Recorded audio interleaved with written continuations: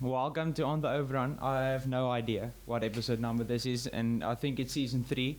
But it's been a month or 2 maybe since I've shot a podcast because of university obligations such as exams. But that's fine, I'm healthy, I haven't had COVID yet, which is awesome. But today we are in cos.co.za's podcast studio, which is of course a massive upgrade from my kitchen apartment that I usually use. And we also have a very cool guest, Oosthuizen, which we'll introduce now. Just prior to shooting this, he said that he's not a man for the camera, usually behind the scenes. So we do respect the fact that he's willing to make an appearance today.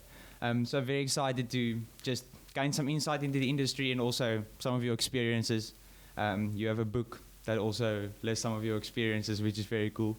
But yeah, Hannes, welcome. Thank you. Thanks so much for the opportunity. Yeah, very cool to be here.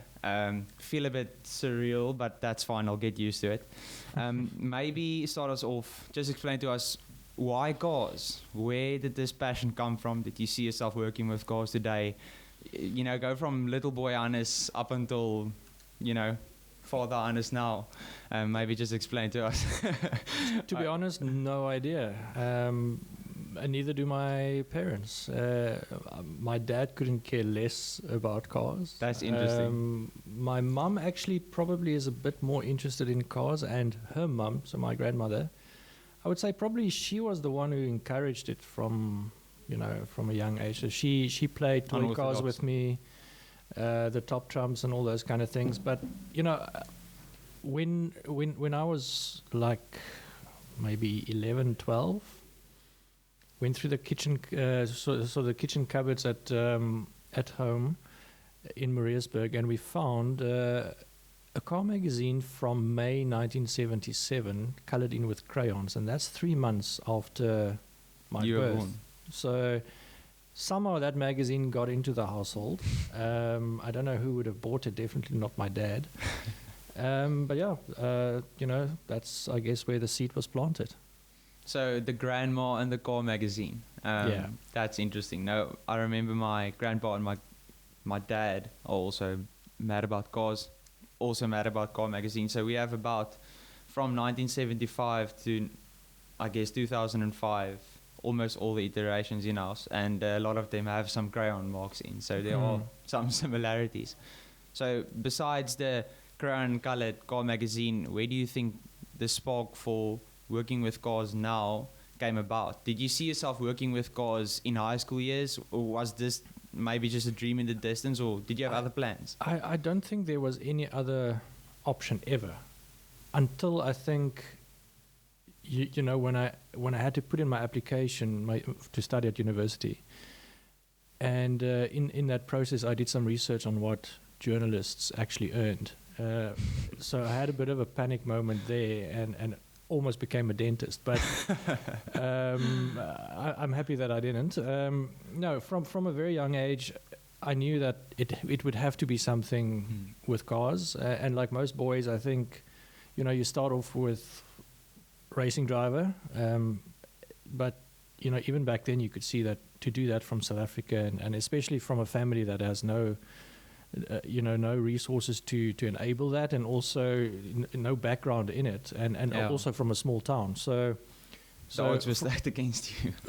It's very much so. And so then it sort of, I guess, changed to car design for a while. I remember I wrote to the likes of Bertoni in Italy and so on, and I did a lot of drawings and stuff. But again, the information that I got from guys in the industry at the time was that if to do it from South Africa, you have to go overseas, you have to go study overseas, and again, the funding and the resources and kind of stuff wasn't there. So I thought, and I guess then I realized that the answer really was staring me in the face all the time. Where else do you get exposed to so many cars? And I guess a lifestyle of travel and doing cool automotive related stuff than in motoring journalism. So, language has always appealed to me, writing and stuff. So, yeah, that's when the decision was made to pursue that at a fairly young age. And thankfully, everything that had to happen for that to become a reality happened quite smoothly, I would Yeah. say. So, first job in motoring journalism? Not really, although that was obviously the plan. So at Stellenbosch, studying journalism, you have to do your internship at a publication of your choice. I obviously chose Car Magazine and also applied for the bursary. I didn't get the bursary, but I did get the opportunity to do a 2-month internship at Car Magazine. And I guess, and that's what I always say to people is the relationships is probably, those are probably more important than actually being paid to do an internship. And so I made some very good say friends at that point, because I was so young. But I think I did enough in those 2 months to make an impression. But there wasn't a position. So after university, I started my own thing with Dr. Hans Jesse, who was a historian at Stellenbosch University, who was also a motoring journalist, called Galimoto Media. And we did that. So the idea there was to create motoring content for the smaller newspapers that couldn't afford to have a permanent motoring journalist. So that worked actually quite well for a while. And that I ran parallel to becoming the sports editor for Pole Post, actually. And then, I think probably 2 months into that position, I got a call from Car Magazine that there is a position. But by then I had already kind of committed to Pole Post. So I actually declined the first opportunity at Car. But then a year later, another opportunity came up, and this time I went for it, and I became a staff writer at Car Magazine at the age of 23. Early. Yeah. So, interesting side note on the Pole Post job. I went and did some research. So, the time you worked at Pole Post was, I think, like 2000, 2001. That was the year I was born, 2000. So yes. Just to give you some, anyway, Thanks I don't want to make you feel old. Just an interesting side note. So the Car Magazine job started, which of course was the dream. I think it's very cool that you actually didn't go head first into the Car Mag route, where you actually committed to Pole Post for a bit. I think it shows of character. But anyway, Car Mag, you started there. Then later on also became editor. Yes. And I think the youngest editor of Car Mag. At that time, yeah. At that time. So just tell us a bit about the experience at Car Mag. What was some of the things that really stood out for you? Maybe about the industry, some experiences you've had. I know you had, ample amounts of test drives. So I was at Car Magazine for 13 years. So, a lot of very cool things happened. Driving Formula One cars, seeing the world, I guess testing some really amazing cars locally as well, meeting some incredible personalities, some boyhood heroes, Yeah. But I think that period, 2000 to 2013, also coincided with a lot of change in the media landscape. The internet locally only really started in terms of motoring media anyway, sort of in that period, picking up pace. And back then, the Car Magazine team was really, I guess, separated in a print team and in an online team. And my colleague Mike Fourie, who still works for Cars at the moment from Australia, he started on exactly the same day as I did, but he was online and I was print, and it was sort of separated. And I remember back then, for 2 weeks of every month, I kind of didn't know what to do with myself. It was a bit, there wasn't really anything to do because the magazine cycle. So and also because I was the youngest guy and unattached at that time, so all the long trips and things were passed on to me. So I did a lot of traveling in the early days, a lot of the longer trips, which was really cool, saw the world.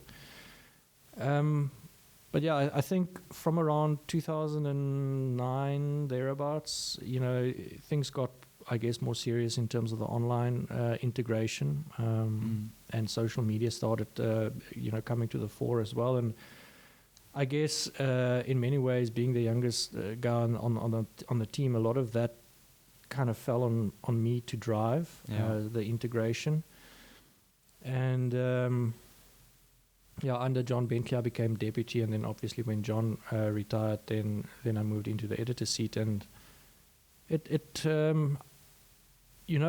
my dream was always to work at Car Magazine. My dream was never to be the editor of Car Magazine. It's I think an important distinction to make, because that expectation was never there. And my ambition was just to work for Car Magazine. So I even when I was appointed editor, I told Mike at the time, who was my deputy editor, that I think I would do it for 2 years. Yeah. And then I think I need to move on, because at that time, Car Magazine and being the editor of Car Magazine really represented the pinnacle of what you can achieve in motoring journalism, and still quite young at that point. So I thought that, and then as a young family man, I kind of had to look at the future in terms of career planning, financial planning, personal growth, and all those kind of things. So gave myself 2 years, and then I figured I had to make a change. I think that must have been quite daunting, especially in the era of internet becoming such a big part of car journalism. What was the biggest difference for you? I know your dream was working and not necessarily being editor, but what was the biggest difference for you between just working and actually being edited? Did you feel that changed your passion for cars? Like, were you focus a bit more off cars and actually running a business? Was it sort of the same for you? Yeah, what was like the pinnacle changes? It's a lot more pressure, I would say, being the editor, especially for a brand like Car Magazine, which it comes with a lot of history. So there's a lot of history to protect, but there's also, you have to kind of safeguard it, position it so that it's ready for the future. And then at the time as well, Ramsey Media, the owner of Car Magazine, was also going through a lot of change, and the industry started shifting towards digital a lot. So magazines were under pressure in terms of advertising. So it was a tricky period, but I think for the most part I had the support to do on the magazine what I needed to do, without too much interference, and had a very good team, a very loyal and experienced team working with me. So, and we were all kind of broadly of similar age at that point. So gelled really well, but it was a big team. I don't think it changed my passion for cars. I think, if anything, in terms of, I always wanted to remain part of what's current in the motor industry, even if I was mostly in my office. And I think that's been the same even now in my current position, which is not really a journalism position. I still want to make sure that I get to drive the cars when they come out. I still want to stay up to date on trends in the industry. Yeah. So I guess I had to do it all for a while. But I don't think it ultimately is sustainable for a long period. Yeah. So your career path took a bit of a turn from there. Not much still in the car industry, but of course bit of a turn. But one last question on Car Mag.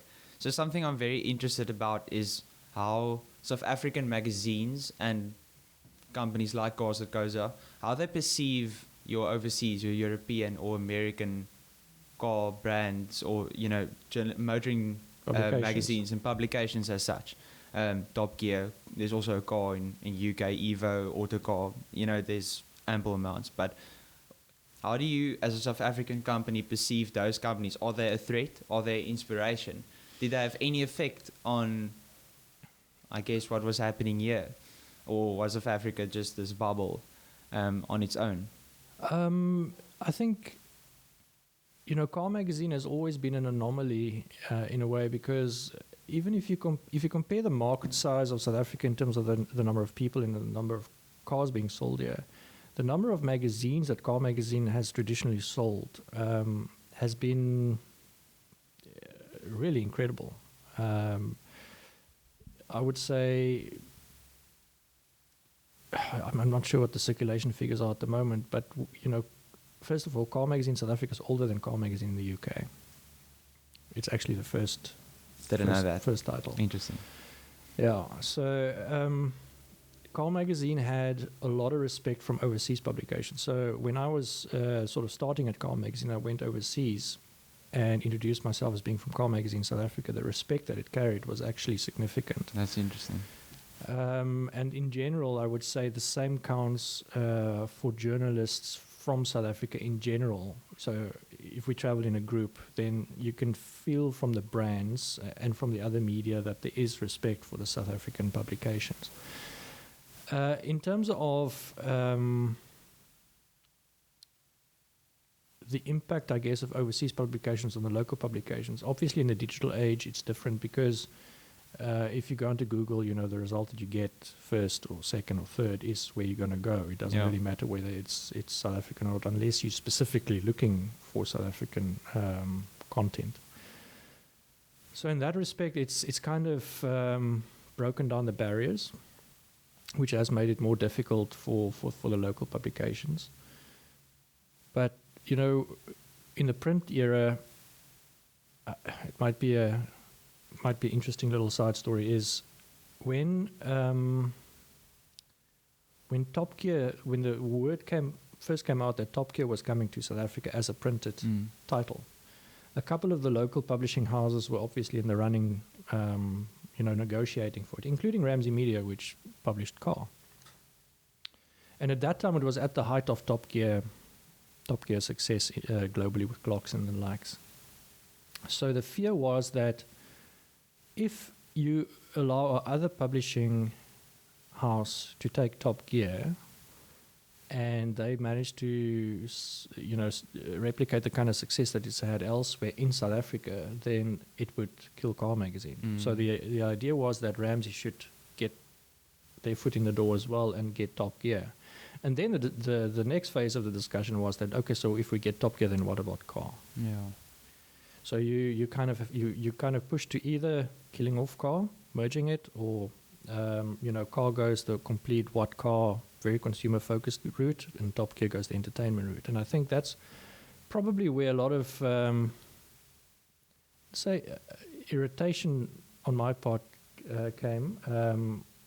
Probably more frustration because I don't think a lot of people, casual motoring people, understand the difference between consumer journalism and entertainment. Yeah. A lot of the things said on Top Gear is not because it's relevant from a consumer point of view. It's purely to entertain or to shock or whatever. So at that time, it was the opinion of certain people that there isn't really anyone in South Africa that could write in the Top Gear style. That's interesting. And so that was also the period where it was clear that, I might have to put my hand up to become editor pretty soon because John might be approaching retirement. So that's why I wrote the book. The book was purely, the book hasn't made me any money. It hasn't made the company any money. The book was written purely because I needed to show that whichever way the company decided to go, that somebody can write in that style. And it's not my style. It's just you force yourself to write in that style because that's what that publication or that brand deserves or wants. So that's how the book came about. That's very interesting. Yeah. So maybe more in the book for those who have no idea what it is, what it's about. Maybe just give us some insight back. The book is really, it's called Cranked Up Confessions of a Petrolhead. So they're written column style, very much like Clarkson's books. It's really fashioned on that. And it's just a collection of, I guess, short stories of my adventures as a motoring journalist, going overseas, seeing new places, the mixture of history with I guess the motoring experiences and funny personalities that I've met along the way. But it's a very old book. It's very dated now. Does it sit on your shelf back home, or is it a bit of a, oh, don't really want to look at it? Or? Look, it's not my style of writing, but it served its purpose. Yeah. So, no, it's not. I actually don't have a bookshelf at home. It's very interesting. I had no idea that's why you wrote the book, of course. I had no idea. But just to see the effect, hopefully it had the desired effect on the people who had to read it or see that, hey, listen. Well, I got the job, so well, there you go. Okay, so achieve the purpose. That's good. That's good. Any plans for writing another one in the future? No, not really. No. Because I think the process of writing a book is I guess, more tedious, more prolonged than you think. Also, I guess, more insightful, more enjoyable for some people.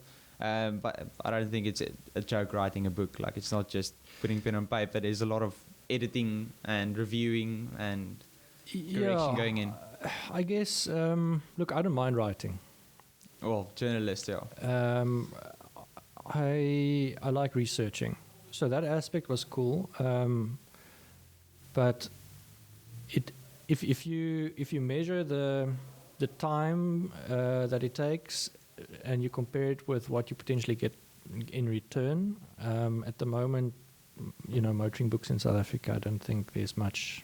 Yeah, I think if someone wants to read a similar book, well, I guess Clarkson's books are good enough.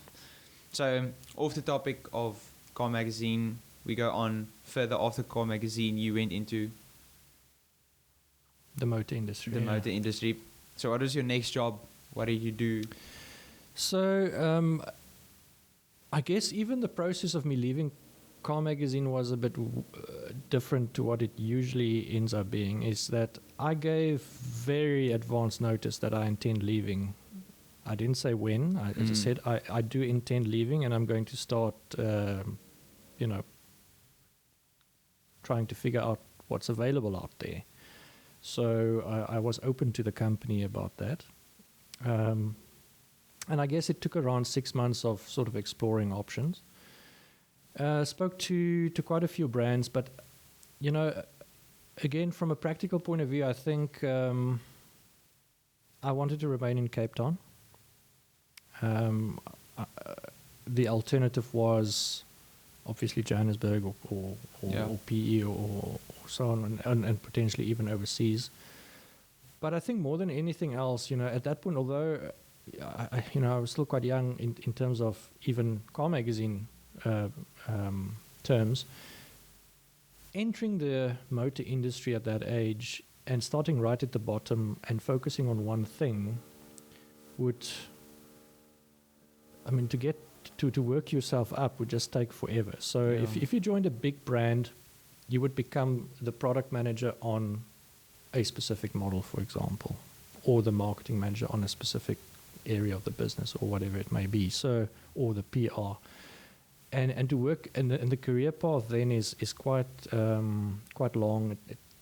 You kind of in a little box. Yeah. Understand? So, what I wanted was a brand that would give me as much accelerated experience in all facets of the motor industry in a very, very compacted period of time. And then from then on, hopefully to grow in that company and, see where it takes me. So at that point, there were a couple of Chinese brands in the country, and the one that I guess even now still is the one that stands out is GWM. And so I joined GWM as a brand manager in 2013, and I stayed with them for 2 years.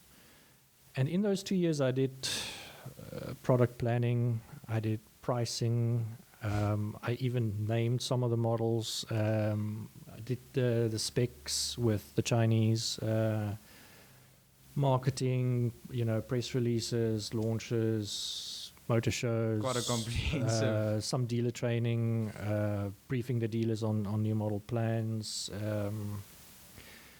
So it was very, I guess, thrown into the deep end, and a lot of it was very new, and a lot of comparative research being done, and it's interesting, also from that side to look at the media industry and see where where you get your value and stuff. So I would say those 2 years were tough. but they were incredibly valuable.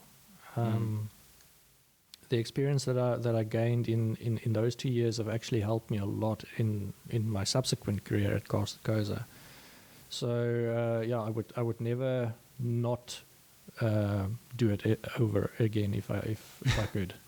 And it's quite cool to see how GWM Naval is doing at the moment. When I went to China the first time in 2013, just after I joined, we went to the new factory in Shuxue, and already back then sat in the first H2 that came off the line. Yeah. So you can just see how far they've come in a relatively short space of time. It's cool to be part of that process for a while. We are back after a short break.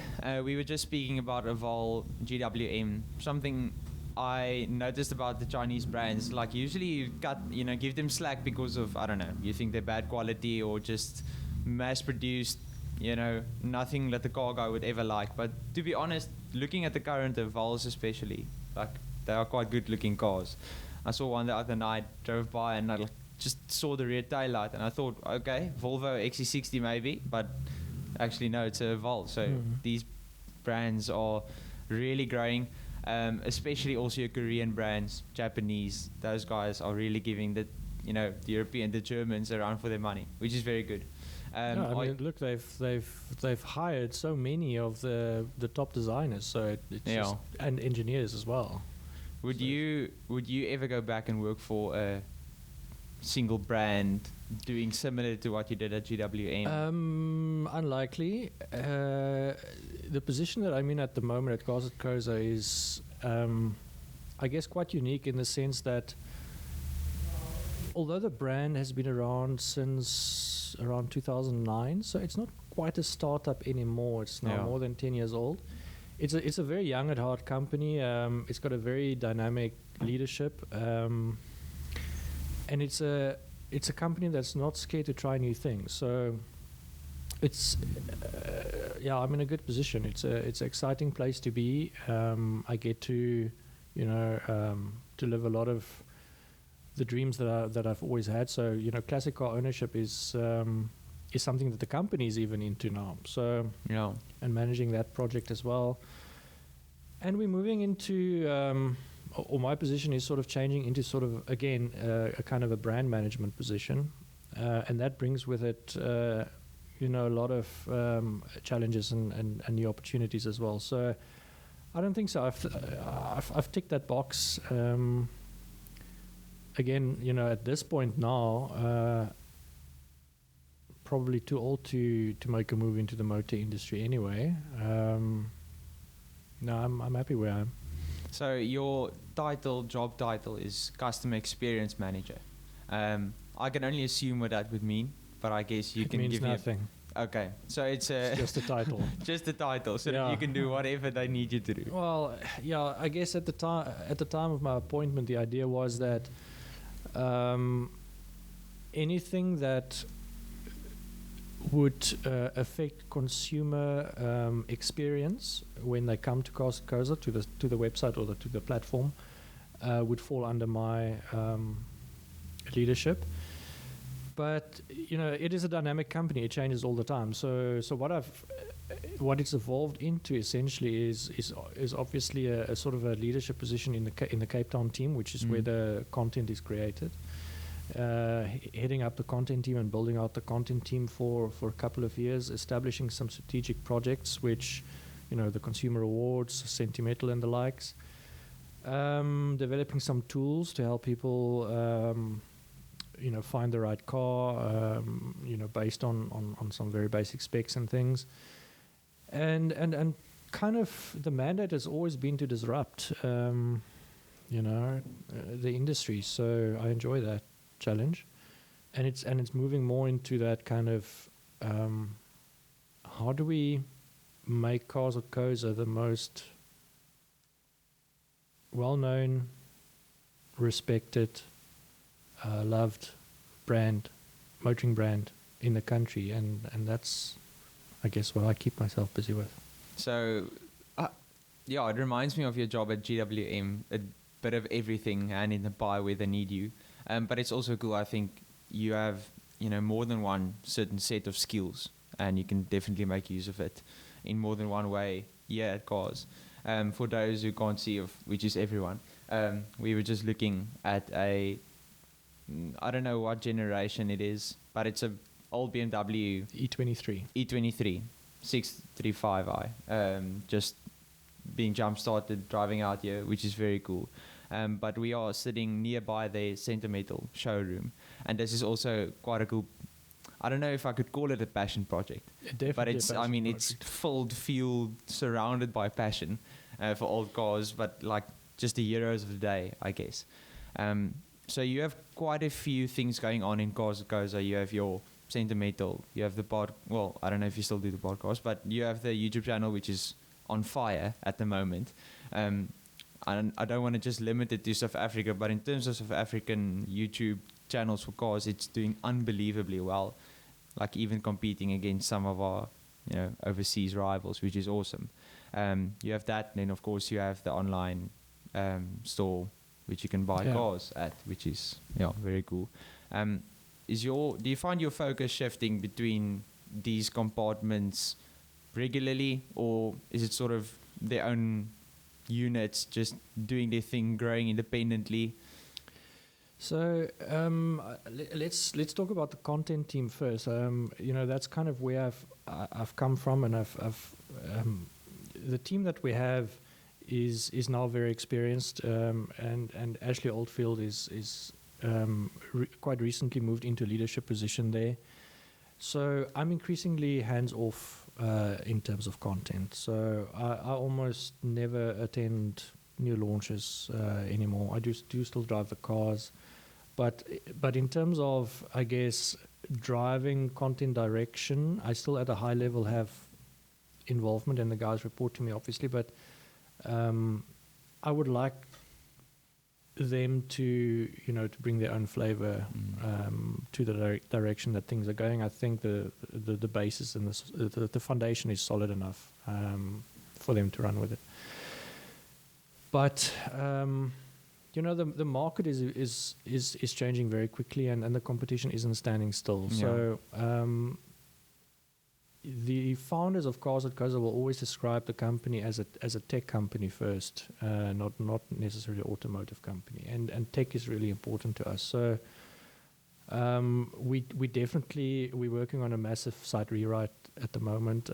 We've just updated the content management system for the first time in a long time. That'll allow us to be far more flexible in terms of graphics, photographs, quotes, video integration, all those kind of things. And then it's always important to remember that up to 70% of our traffic is mobile. So you have to make sure that things look good on mobile as well. And there's certain things that work on YouTube that won't work on the main site, because the main site is very consumer focused, whereas on YouTube you want a mix of YouTube is the second biggest search engine in the world. So you want people to be able to find reviews if they want that. But in terms of your fans, they want entertainment. And so, Chiro is heading up the video department, and he's by far the best motoring presenter in South Africa. So, again, we're very blessed with a very strong team. So in the various pockets of content management, I guess I can be more hands-off. And as I said earlier, I think my focus in the coming years is really about brand. Where do you see the brand? Who do you associate with the brand? What new products can we launch? Some involvement in that as well. But it's a period of, I guess, transition for me at the moment, and trying to get my head around, because we've never had this position before. Where do you spend the money? How do you change the perception? And the perception is good. It's not like it's broken. So it's really about I think surprising people, delighting people, entertaining people, and then on the other hand, we are a proudly South African company. It's a privately owned company. It's not one of the big corporations. And the people that are in charge of the company is very passionate about South Africa and sustainability and a lot of need in the country. So we are looking at education. We are looking at sports development. We're looking at green ventures, solar farms, all these kind of things, which is also kind of falls under brands. So I'm really moving into a new space for myself. Yeah. But ultimately, all these things need to come back to building the Koza brand. So Sentimetal, tell us a bit more about what it is and how your involvement. Yeah, what is your involvement in it? What's the aim with what you want to do with it? If you can elaborate on that. Yeah. So we. I feel very strongly that South Africa is one of the most petrol-headed countries in the world. I think we've got, and I think there's a lot of things that you can look that tell you that. There's not a weekend that goes by without car groups having runs, and if you go to Gauteng, it's the same story. The success of motoring media, even today, we've got 3 motoring magazines on the shelf. Even if you exclude Speed and Sound, you've got Apex Car Magazine and Top Gear on the shelf at the moment, which really you would not think is sustainable, and they might end up not being sustainable. But it is a sign that there are a lot of petrol heads in this country. But petrol-headed content is not really consumer content. And you have to keep the Koza focus really pure on service, serving the consumer. But at the same time, when it comes to building brand love, you kind of have to engage with the petrolhead community as well. And so we've had success before we launched Sentimetal in even international exposure in terms of the more petrol-headed content that we produce. So the idea is that Sentimetal becomes kind of the enthusiast lifestyle brand for Cars at Koza. It's part of Cars at Koza, but it is managed, I guess, on its own. I'm driving the project at the moment, and when we started going on these meets and these runs, we didn't have a car to take on these runs with us. So the idea was we buy one car, we restore it, we tell the story of the restoration. You start meeting people in the industry, and so that car, I'm pointing at an Opel Kadett Superboss under a cover there, was the first car. It was an absolute basket case when we found it. It went through more than a year-long restoration. It's probably one of the best Superbosses in the world at the moment. And we entered into concourse. We learned more there, and that's a story for another day. But and then the idea came that again, as a proudly South African company, we've got this incredible automotive heritage in this country, particularly in the era of the 80s and 90s, where you've got the homologation special, which is the cars that were developed to win on the track, and of which they had to build a limited number of cars, and so cars like the Superboss, the 3 to 5 ISs, the Capri Piranhas, the Alpha GTV6 3-liter. So the plan was hatched, I guess, to build a collection. Some of the cars we buy already restored. Some of the cars we buy and we go through the process of restoration. So at the moment we are restoring original Ford Capri Piranha in Johannesburg. And then, the idea in the end was always that when Cars at Koza and hopefully when things go back to normal after COVID, is to have a physical space where people can come and engage with Cars at Koza, the brand, with Sentimetal. Yeah. Have a coffee next to the cars, chat about the cars, see the cars, take photos of the cars. And as Cars at Koza has always been a digital entity, make it a little bit more real for people, a physical space. And that's kind of where the idea with Sentimetal sits at the moment. And I mean, these cars are not going to depreciate. Yeah. So they safe investments in that sense. Although they are old cars and things do go wrong. Your financial advisor won't advise you to put your money in cars, but Well, it depends. A lot of them are these days actually, telling people to consider that option. Maybe not these cars, yeah. but in South African terms, I don't think we'll make a loss on any of these cars. Which is good. Yeah. So I think Sentimetal is an awesome project, and from what you've told me about where it's headed, that's awesome. I'm also all about gathering people around these cars, because it's all about the passion that you have for these, but also it means nothing if you can't share it with someone. So that's very cool. Also that you have the ability as Cars That Goes to do this. But on to more general car questions. Of course, you still do some test drives now and then. Not necessarily writing about it or appearing on YouTube or so, but you still get to experience the most awesome new cars and old cars. Maybe tell us about some recent cars you've driven that has really shocked you in terms of, wow, that's awesome, really enjoyed that. Some of your favorite cars recently driven. Yeah, that is quite a tough question. I drive so many cars, and to be honest, when it comes to modern cars, you hardly ever get really bad cars. There's a lot of cars that are sort of average and so on, but standout cars, wow. Sure. Look, I mean, it's completely out there, but the Porsche Taycan is an astonishing machine. The BMW M2 CS, from a driving perspective, is it's just a kick-ass car. I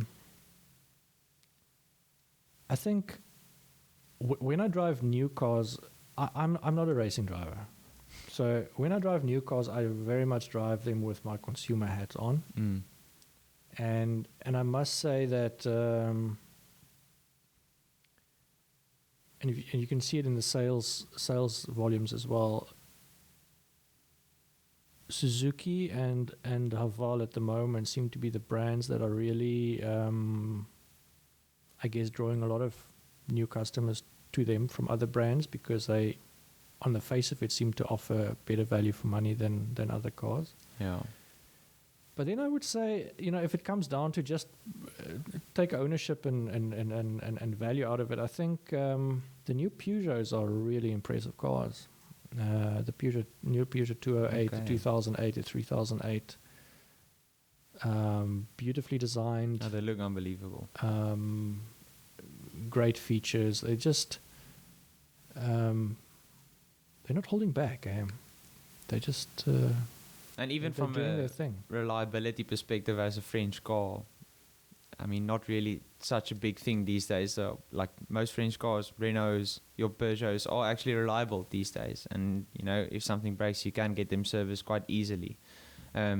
Which I think with older French cars, such as that Citroën. That's the most reliable car that I've ever owned. Well, proven wrong. Yeah. No, look, I think the French cars do have a bad rep in this country, and I think, look, there were obviously some issues with Renaults in the 90s and early 2000s with electronics, particularly, and so on. But much of the bad rep was actually due to inconsistency in the local distributors and the backup and so on. So now that seems a bit more secure, I think it's worth considering the guys again. But if you look at something that we started when we started Cars Awards is one thing that has always frustrated me as a motoring journalist and a consumer journalist is that you can't really tell somebody to buy a car just based on the car. When you buy a car, you enter into kind of a long-term relationship with that brand.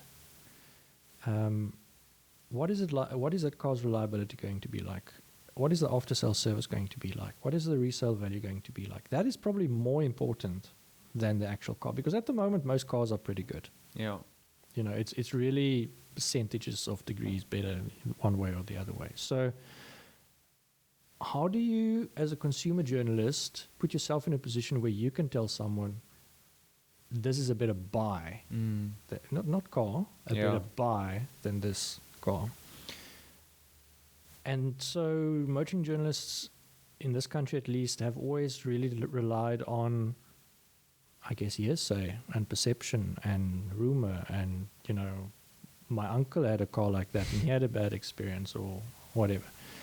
So we built the Consumer Awards really on the back of an ownership satisfaction survey, which is really, we're trying to do like a JD Power of South Africa.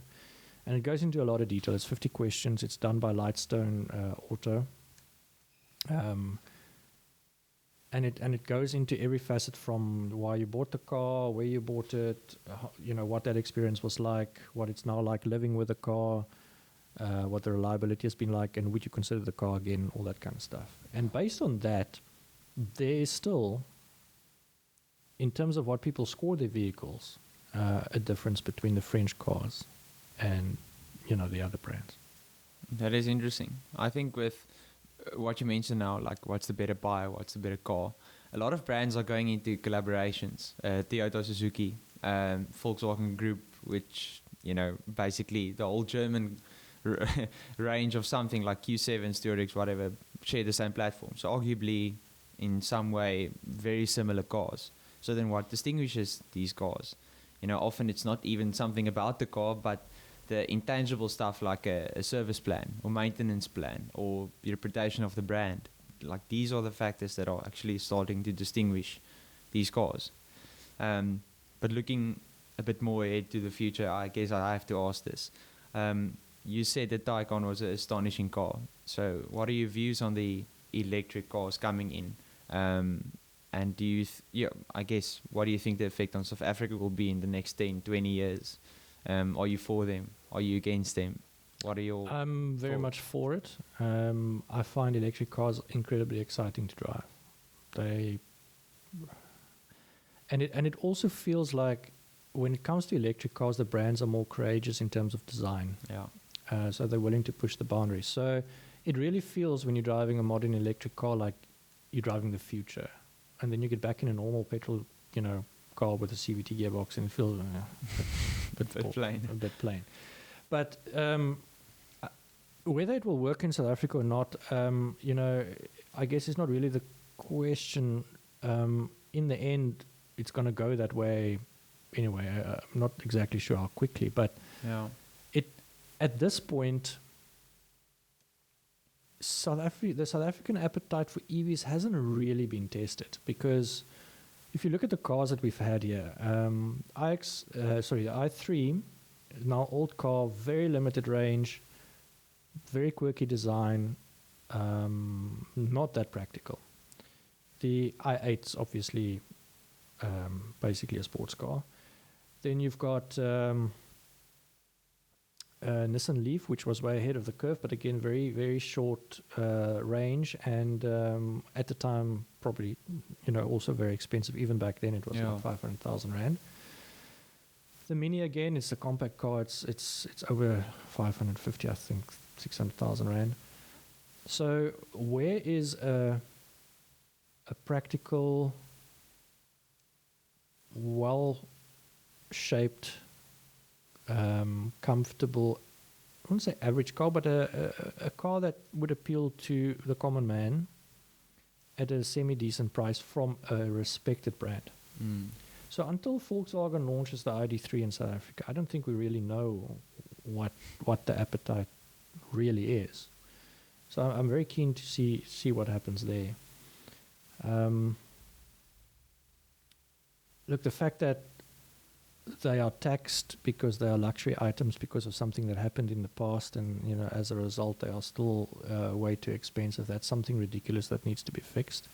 If this country wants a motor industry in the future, it needs to radically slacken the reins. Radically, get going on transforming that sector and the rules. So, and incentivize. The Eskom situation isn't helping, but now that you've got cars with ranges of 400 kilometers plus,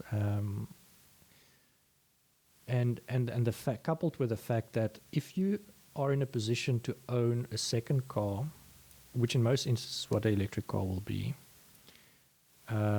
you probably own a house and you probably have a garage. You can charge overnight, and you're fine, and whether you have 8 hours or 6 hours, it'll be enough because you've got a 400.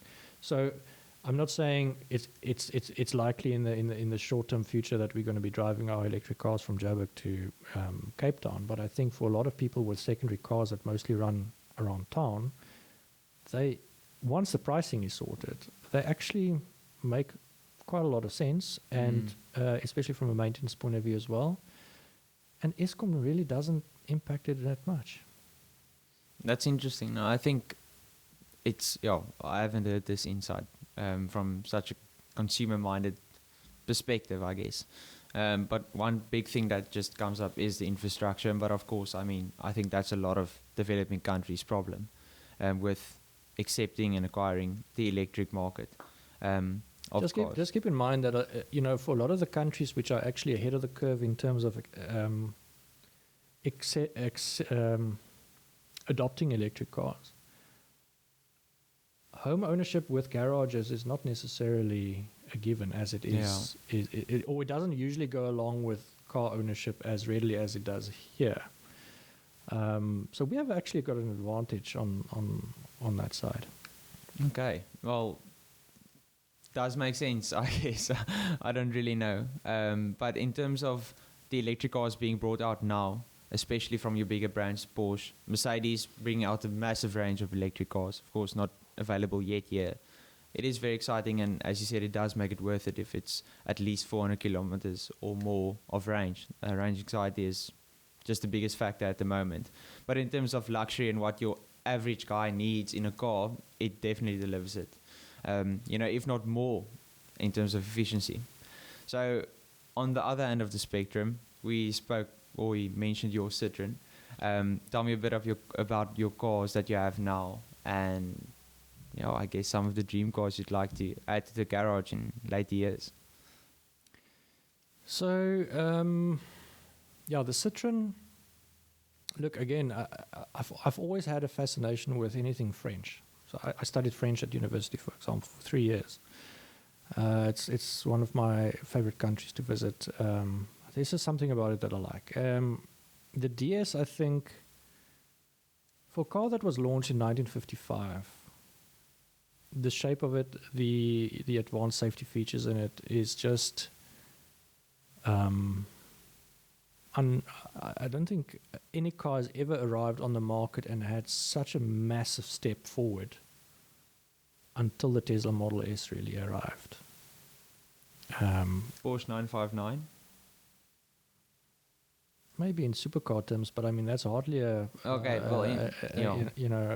volume player, or a mass market kind of car.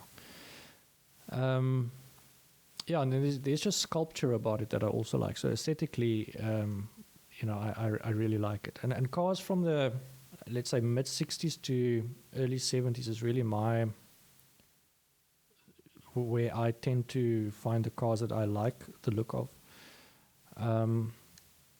So in 2005, I think, I bought a 1971 Opel GT, of which apparently fewer than 10 of them came into this country. And that car, it looks very much like a mini Corvette Stingray. It's another one. It's from that era, very curvy, flowing lines. So I sold the car in 2011 when my daughter was born, simply because of financial reasons, and not because I wanted to, following the restoration. And then from around 2015, 16 odd, I've been trying to find that car. It's the car that's on the cover of my book, the red car. Yeah. And eventually I tracked down the car in Kimberley, and was part of a collection, and the owner didn't want to sell. So Late last year, early this year, I just took another chance and I just popped the guy a message and he said, speak to my son. I spoke to his son and they agreed to sell the car back to me. So I've bought that car again now.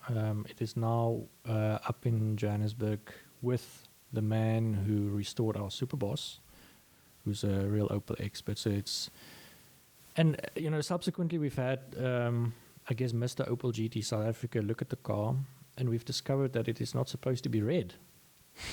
It's supposed to be Aztec gold, which makes it even more, I guess, special. So now I have to kind of figure out, do I take it back to gold or do I keep it in red? I actually like it in red. I'm not, but I am also a stickler for originality. So, these are the kind of debates that you sit with when you have cars. So what else would I like in my collection? So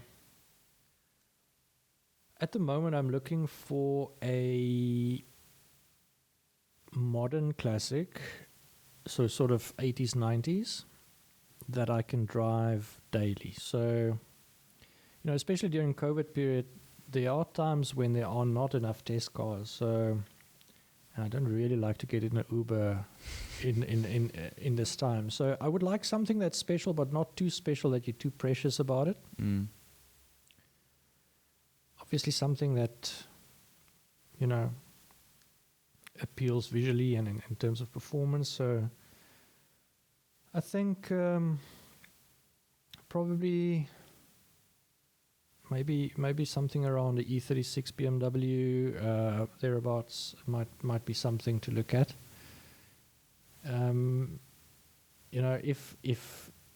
If the next couple of years go really well and there's more money to buy things that you really dream about, I guess that the scope of the dreams get bigger as well. But I think I need a cabriolet of some sort as well. I think an old Mercedes maybe. I'm crazy about 80s, 90s old Mercedes. 190E, 500E. Yes. I mean, unbelievable cars, overbuilt, if you ask me. Over-engineered, yeah. Yeah. Yeah, so I mean, as you can see, I'm not really specific to brand. There's not really something that stops me from. Actually, there's some brands that I like the old cars more than the new cars, and vice versa as well. Which is French brands or German? Generally the French brands, but as I said, Peugeot now, I think they're up there again. I think, touching on Peugeot, one of the coolest cars for me ever is the 108 GTI or the Rally, like the very old, it's like super small boxy Peugeot. It's either 106 GTI. Or the 205 maybe. There's a 205. That's right. I don't know why I forgot the number now. Either the that GTI was never sold here.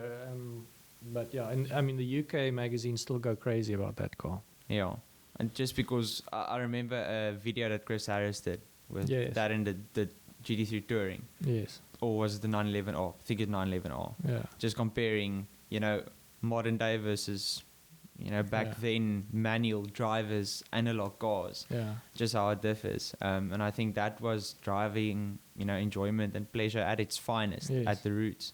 So I think that's very cool about your 80s, 90s cars too. You still have some sort of luxury, which is very nice. That's why I prefer your older Mercedes, but still that classy look, but then just the feel of like a real car almost. But what we've found with Sentimetal is that most of the interest from our audience at least is really in that 80s, 90s, noughties period. Well, I guess that was their growing up years. Exactly. Now. So guys my age now finally being able to maybe buy a car that they used to admire when they were younger. So that's really the growth area for classics at the moment. I always also like a good station wagon. Yes. Which one? I think that Volvo's done some amazing station wagons. Obviously the 850, R 5 Series Tourings. I don't know if they've really worked for me. I would say the Audi wagon's probably more attractive to me. But then, the Mercedes, a very modern one, the Mercedes CLS shooting brake, to me is just an incredibly beautiful car. Were they sold in South Africa? Because I very, don't very think limited I've numbers, ever but seen one. they were sold. Yeah. Yeah, it looks unbelievable. With that, I think it was a cherry wood floor in the back. Yes. Stunning. So, if I told you, okay, you can pick any road and any car you'd like to drive now, what road and what car would it be? Anywhere in the world. Yo, just bring a difficult question out of the blue, eh? Yeah, it is something to ponder on. I've never done Stelvio Pass. I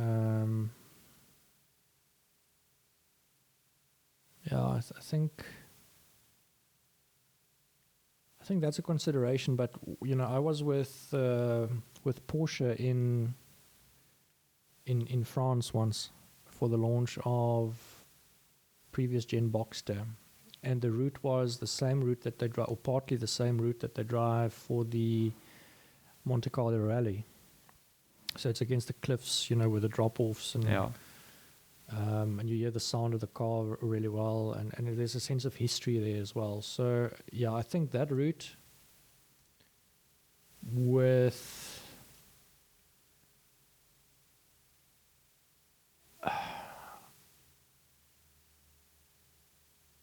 a 997 GT3 RS. 4 liter or normal RS? I think the Mesga engines, there's not much closer to motoring heaven than you can get than that. That's very cool. Hannes, I want to thank you for joining today, for being willing to come in front of the camera. But I think I've learned a lot, and we also experienced a lot, and it was very cool just to hear your stories. Hope you enjoyed it. Just you can give it a listen on Spotify, Apple Music. Maybe give it a comment. If you don't like something about the podcast, if you like it, why not comment, why not like? And that just helps with, me trying to get new guests and get more people to create a passion for cars and create appreciation. So I hope you enjoyed it. Thank you, Hannes, again. And I always say, rather love cars because it's better than drugs. Definitely. Right. Sometimes more expensive, but yeah, sometimes. Right. Cheers.